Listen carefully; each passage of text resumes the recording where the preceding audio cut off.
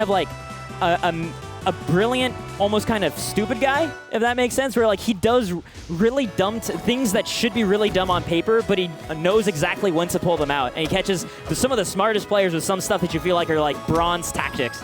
I love that, because it's like you have the spectrum of brilliant to idiotic, and there are some moves that fall so far on one end it just breaks the cycle.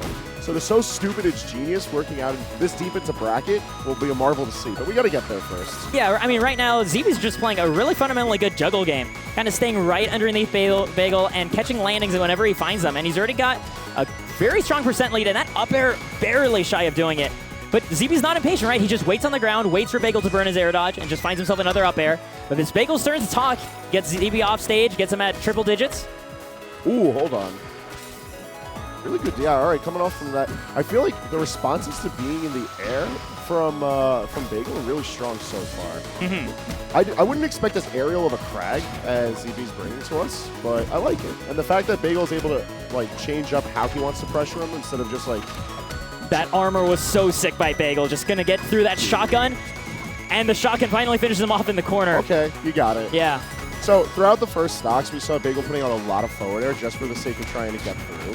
But that's where it really came in clutch, and then ZeeBee was still able to call it out. Just persistent amounts of pressure. It's kind of reminiscent of the way that I see that Turtle Box play Kragg, right? Like, he just cycles through the shotgun blast of the rock over and over again, but he knows exactly how to aim it. Wow, the projectile invincibility really coming through for Bagel to sneak past that boulder. Bagel just taking his time on the other side of the stage, hoping for ZeeBee to do something unsafe, and ZeeBee just throwing out the safest nairs or just up tilts whenever he sees Lord Bagel above his head. One thing I want to highlight, and this could be just sheer coincidence, but I feel like every time I watch Bagel play, it's on this stage.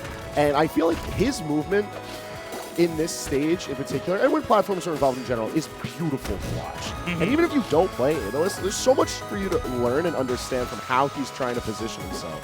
That positioning on the pillar by ZeeBee to parry the icicles to find his way back on, that was so clean. Another attempt at a boulder.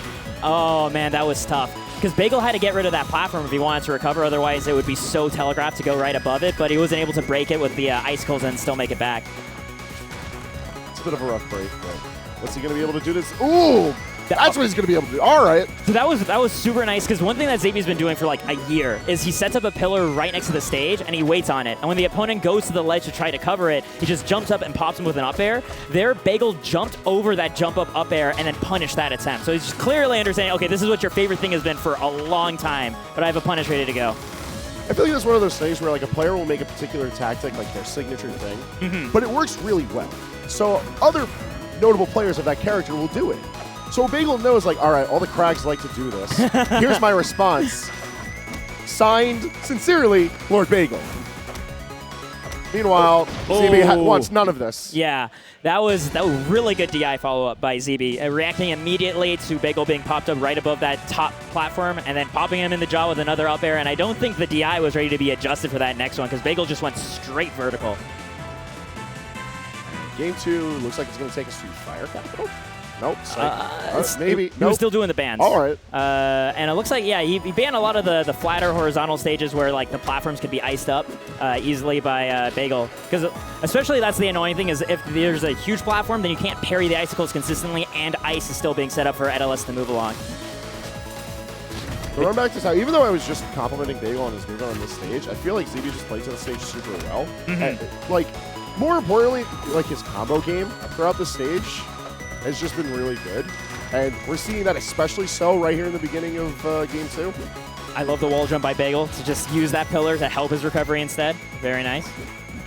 Figuring out different types of counterplay from Kragg's pillar is super important, especially, you know, you have to play against the top Kragg. Because then it's like, you know that you can't just answer the pillar. Like, you have to figure out which ways you can use and abuse it. Take it out of play as much as you can. Bagel's playing around that pillar so well in the different contexts, not only when it's blocking his recovery, but again, when ZeeBee's just trying to chill right underneath the stage with it. There he uses down tilt to poke through it, and armor broken 217% against Kragg. That's just the power of Etalus polar bear weight, but there we go. Have ourselves nearly even. Yeah, Bagel didn't manage to get down a lot of percentage while he had the lead. Which is good to ZeeBee. I like that Bagel was in that neutral, right? He was just trying to patrol the boulder because he recognized ZeeBee had no space control without it. He was just trying to bait him in, but ZeeBee found his way in, got himself that poke opening, and is now sitting on another good edge guard, but it took him 200% last time. I feel like the fact that this has been a lot more close quarters of a match is what's attributing it to being a lot faster paced than Game 1. Yeah. Because Game 1, it felt a little bit more drawn out, but the stocks were lost were explosive. Just not out of Wow, like that was a spicy little mix-up because ZeeBee threw the rock forward. Like he's always been covering horizontal, but that time he did a slower toss so he could catch it and mix up and throw vertically, and just like that, an unfortunate string for Bagel. That is just something that happens against Kragg, right? If you DI'd the beginning of his combos wrong, you will be DIing in just the wrong spot where now he forward airs you and there is no DI, right?